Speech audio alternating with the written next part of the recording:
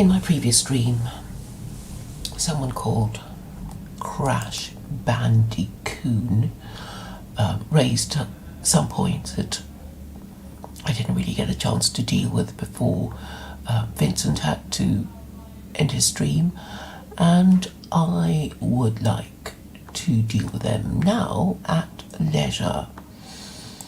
So, Crash Bandicoon has shown some knowledge and understanding about secular Quranism. He is a critic of it, which is fine. I'm glad he has understood it enough to want to criticise it. So he said things like, there can only be regional domination in our time. So he's talking about a multipolar world, and he was taking exception to what I was saying about the plans, the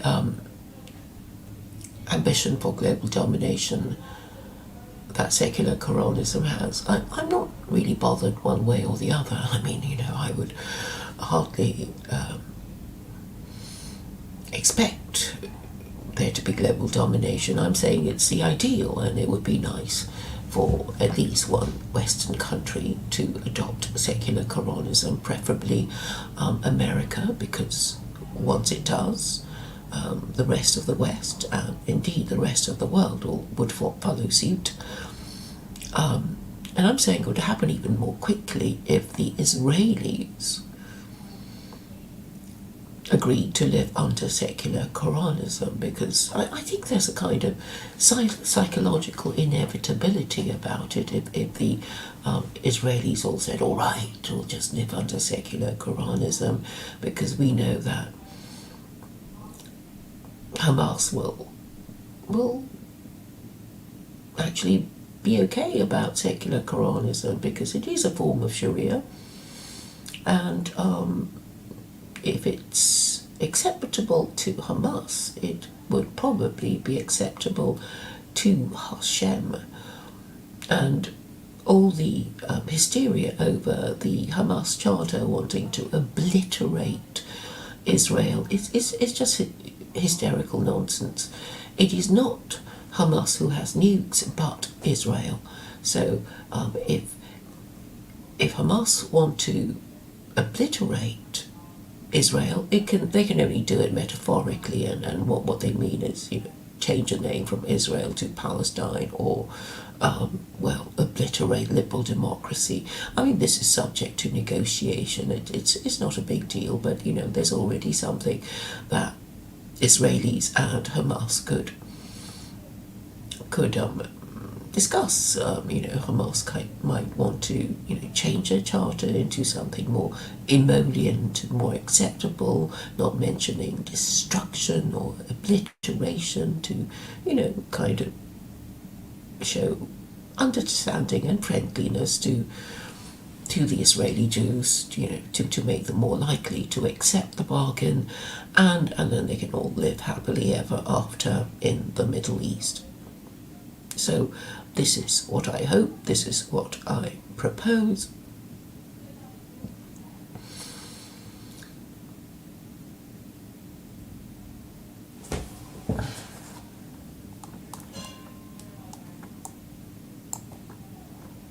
So regional domination, would be fine, as long as the different rival empires are, don't start fighting each other, which would be terribly inconvenient for anyone whose country it is that they are fighting over. I mean, obviously you don't want, imperial wars on your doorstep. So it would help if all countries were being reasonable, and I'm saying that under secular Quranism,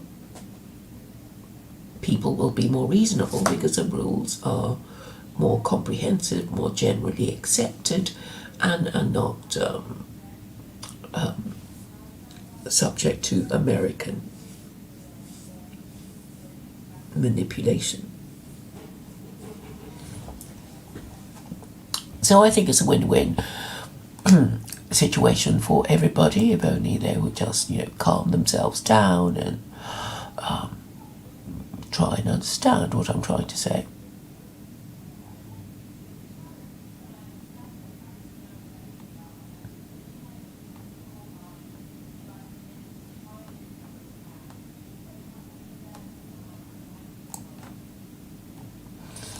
So Crash Bandicoon continues in this pessimistic vein, saying no universal movement like communism exists today. Well, secular Quranism is universal. It's for the adoption of anybody, really, and the great thing about it is that you don't have to follow any particular interpretation. I mean, maybe my ideas are not quite correct, but the point is that you will be using a book of rules called the Quran, and if God exists, he will obviously reward you if you interpret his law correctly and punish you if you don't. And perhaps my humble opinion is not required.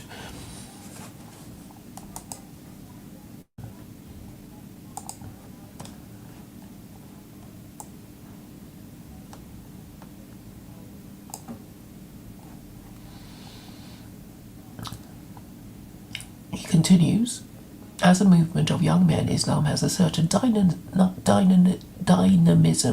and is threatening today.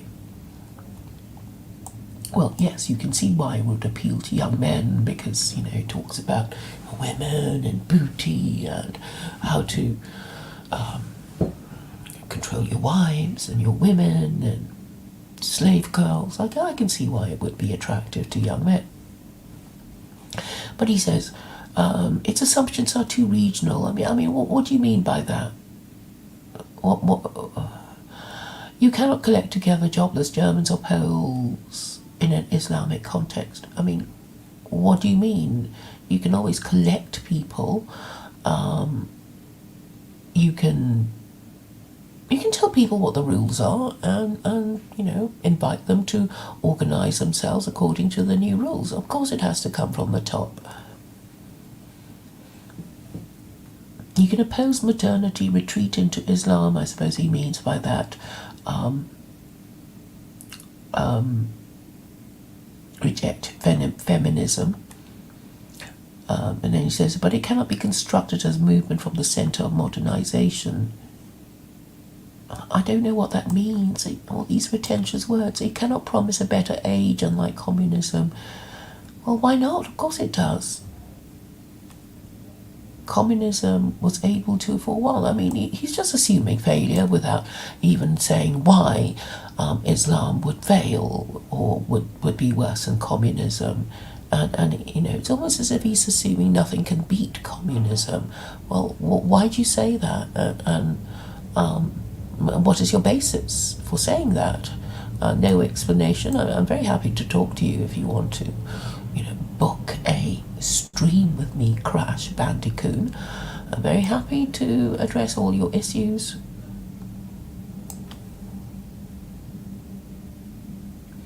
He continues, anyone who imagines world history will follow the world's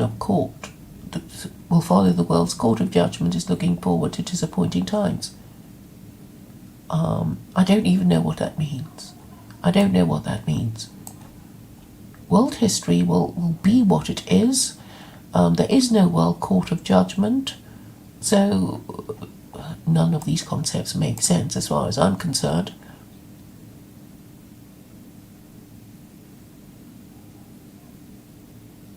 Effluent for You in a previous stream said, it is interesting how all these children of Abraham can't figure this shit out.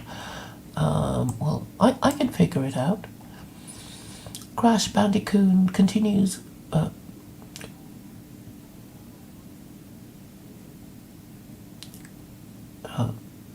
he says, Islamism in the 21st century has spent more energy spilling blood than in promising culture. It's like, who cares what these, idiot Muslims who give a bad impression of Islam do? I'm obviously going to make a better impression of Islam than these callow young men that you obviously despise. He continues, when will we actually be talking about Islam in the context of achievement rather than threats? Well, what sort of achievement are you talking about? Or do you want it to achieve? I mean, I'm saying it will be an organising force. I'm painting a picture of how things would be if secular Quranism were in force. You either like it or you don't. If you like it, I assume you'll support me. And this is how we move forward. And I'm the one painting the picture, not these callow young men that you obviously despise.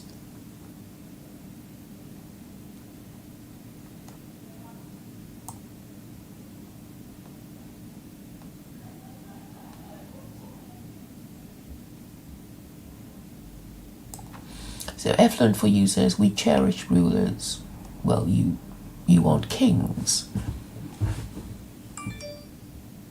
But that's a kind of idolatry. Eflin for you asks, tell me what is not an idol. Well, it's sort of like saying you should choose the best system. And a system is something abstract, you can't see it. But people, they want to focus on a man, and people are flawed. So you should focus on systems rather than people, and you should talk about ideas rather than people.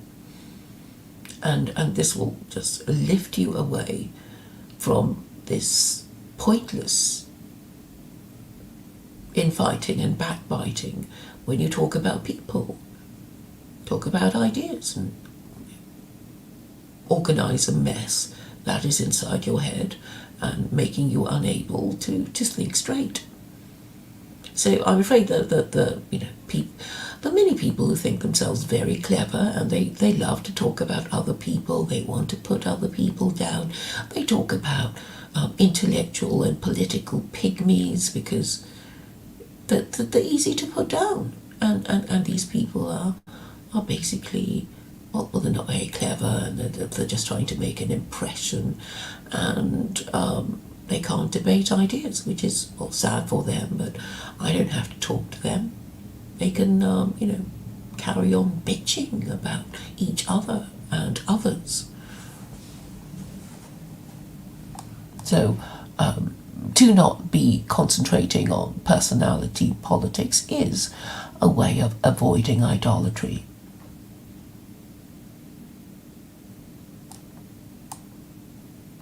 So Eflin for you seems to be saying that there's something attractive in Buddhism, but I think it's just the attraction of the exotic. There's nothing particularly successful about Thailand or Tibet. I mean, yes, it's exotic and Eastern, but I don't think they enjoy significantly better government than we do. Perhaps the weather is better, perhaps the women are friendlier, but fundamentally, we just have to concentrate on good government rather than, women and Thai cuisine and Buddhist temples and the like.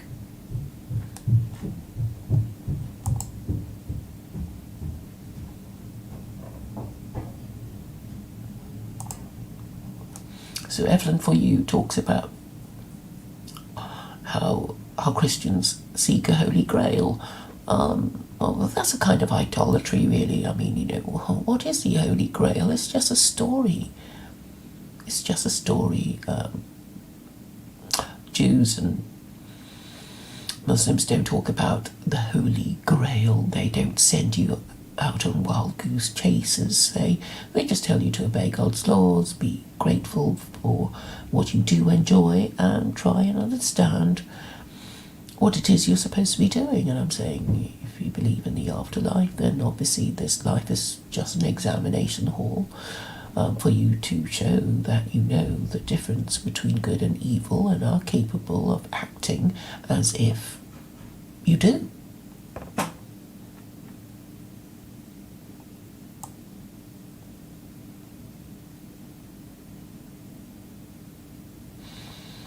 So it seems that Crash Bandicoon has a soft spot for Christian nationalism.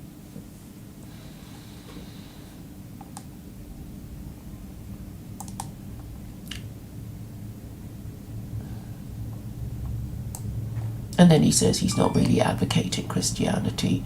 So he hasn't really suggested anything. He's just, thrown a few rocks at secular Quranism and communism, and then said he's not really advocating Christian nationalism. So what is he advocating? Nothing much. He just, came here to throw a few rocks. But I thought I'd just address his points so he knows that I'm aware of the points he was trying to make, and obviously I want him to know that I've dealt with them. So thank you and goodbye.